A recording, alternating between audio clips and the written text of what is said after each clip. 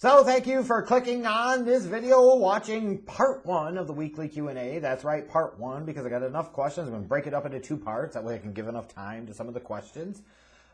Thanks again to those of you that submitted your questions. If you want to participate in future Q&A videos, just follow me on Twitter. Twitter handle's in the description box. And smash that subscribe button if it's your first time checking me out. Let's go ahead and get started, though, with part one. Sure, we got some fun questions here. Let's see what we got. Blood Diamond 216 asks, one thing that has to go right for the Browns to get to the Super Bowl. It's got to be the development of Baker Mayfield. It has to be. He has to take a step forward. He has to be more than like average or just maybe slightly above average. He does. And like if you look at what transpired in that divisional round game against the Chiefs, especially once Mahomes went out, like the opportunity was there for the Browns to win that game. And Stefanski being terrified of putting the game in Baker Mayfield's hands is either an indictment on Baker Mayfield or an indictment on Kevin Stefanski. The thing we can say is that if Baker Mayfield grows and develops in year 4 and takes a step forward, it's going to make it a lot harder for Stefanski to be afraid to go with him. So I think it really comes down to Baker Mayfield and then Kevin Stefanski having the trust in a improved Baker Mayfield. L_Wildcat_69's question. I don't like researching individual stocks. Do you recommend me investing in ETFs or crypto? Here's what I'll say. Like, if you don't like researching individual stocks, does that mean you're trying to get into the market? Seems like an odd thing to do, wanting to get into something that you don't want to research. But to your question about ETFs or crypto, I'm not going to pretend like I understand them, because I don't. I'm not going to pretend like I have really good sage advice on whether or not you should invest in them or not. I don't. Like, do I have concerns about crypto in terms of, can you really transact with it? Like, does it have any real value, like real world value? Or is it all like artificial? You're playing pump and dump games with the stock type of thing. That I'm not sure of. So I would tell you to do some research and determine for yourself whether ETF investment or crypto investment makes sense for you. I do not want to give you that advice because I don't have any personal experience. I really don't have a firm understanding, and I don't want to lead you astray down the wrong path or direction. So there you go. BW Rosas. How do you feel about realignment being talked about in college football as of late, with Oklahoma and Texas going to the SEC? And what future do you think the Big 12 has after the move is official in 2025? I would think the Big 12 could potentially still have a future by pulling in a bunch of the other, kind of mid-major, second-level schools. But it's not going to be a premier conference, that's for damn sure. As far as like Oklahoma and Texas going to the SEC, I think it's just stupid. It's dumb. I'm sorry, I don't like the thought of 14, 16 team mega conferences. Like, it's just, in my opinion, it's just stupid. And this could be a thing like old man yelling at the clouds.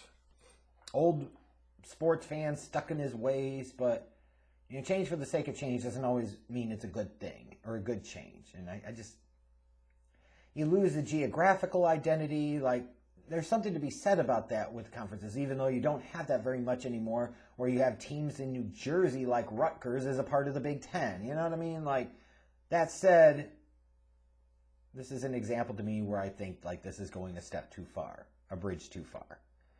Nate Seipel asks, what would it mean if the Houston Astros were to win the 2021 World Series? What would that mean? That means that the smart ass is going to say, well, that would mean that they won the World Series. And if I give you a Booger McFarland answer, what that means is that they won 3 playoff series, an ALDS, an ALCS, and then the World Series, which then would make them World Series champions. See how Booger McFarland logic can work? Sometimes it would be magnificent. The optics would not be good. Because you have this team that everybody feels, knows, and is documented were cheaters, and apparently the punishment was so severe that a couple years later they could be right back in the mix, right back in the fold. And maybe this is inevitability. It was going to happen, but yeah, it kind of sucks. I can't lie. I would certainly be rooting against them, and I'm sure a lot of other folks will. But the optics would not be good. It would be a black mark against Rob Manfred in his tenure as Major League Baseball commissioner, which he already has plenty of those. Alex Ibarra, looking back, did you take the Chicago Bulls dynasty of the 90s for granted? No, and I could tell you why. Because for me as a kid, they were the one thing that I had to hold on to, that nobody could take away from me, that I could be associated with good feelings, success, winning. Like that meant something. That meant a lot. Also understanding at the time that the Cubs were not that great, consistently. You had 98. That season was a lot of fun, but there were no championships there. The Blackhawks, in the early 90s, you had the Stanley Cup appearance, but no championships there. The Illini weren't winning any championships at that time. I look at it and I say, I absolutely appreciate it because God knows the Bears were terrible during most of the 90s. I could look at the Bulls and say, this is the one thing I have. This is great. This is fantastic. So no, I didn't take it for granted. No. Maybe some others did, but I certainly did not. Chicago Bears TV1. Thoughts on Max Kellerman leaving First Take? I really don't have any. That's the show with Stephen A. Smith, right? So are they going to make it a Stephen A. Smith showcase? Or are they going to bring somebody else in? Are they going to put somebody else in there and then they spout off really dumb, stupid crap like a Kendrick Perkins or somebody? I'm just not into those types of shows. So I don't really care, honestly. Jeremy Adams 04. I know you're not a fan of Nicki Minaj, Cardi B, or Megan Thee Stallion, but is there any female rappers, past or present, that you found sexy or that you liked? Trina was sexy. In terms of female rappers, Left Eye, rest her soul, she was fucking crazy. Ask Andre Rison. But, back in the day, I thought Lil' Kim was sexy as shit. Not so much now.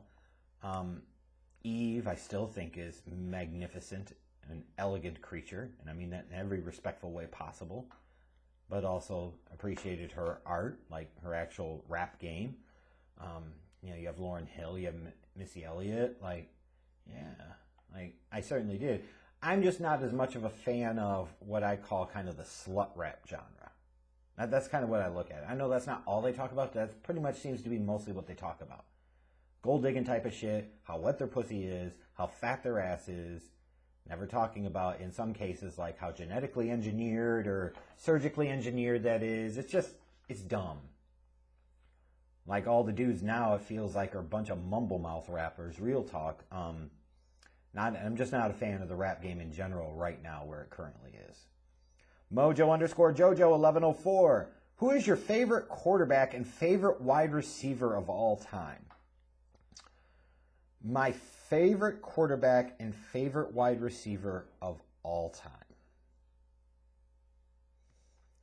Favorite wide receiver of all time. Probably got to be Randy Moss. Because I was big on that dude going back to his days at Marshall when Chad Pennington was throwing him the ball. And he was lighting shit up. It's got to be Randy Moss. I mean, no disrespect to the GOAT, Jerry Rice, because being able to watch the majority of his career, that was a pleasure. That was an honor. That was something truly special. But in terms of fun and sex appeal, if you will, it's got to be Randy Moss. And then in terms of quarterback, favorite quarterback, not necessarily the best quarterback, but the favorite quarterback. When I was a young kid, it was Randall Cunningham, probably.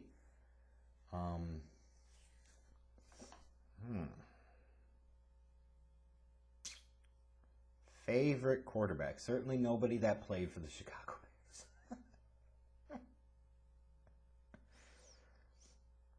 Probably my favorite quarterback is Tom Brady. I'll go with that. That's fine.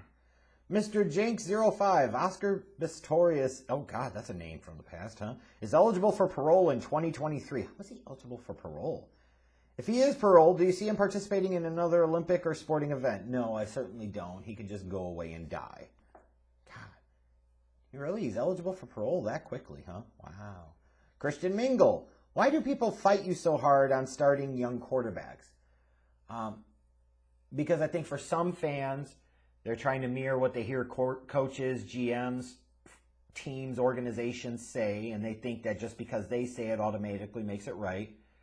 For some fans, they think of the way that other quarterbacks came up and assume that just because it was done a certain way in the past automatically means that's the reality of the here and now and the future, when it absolutely is not.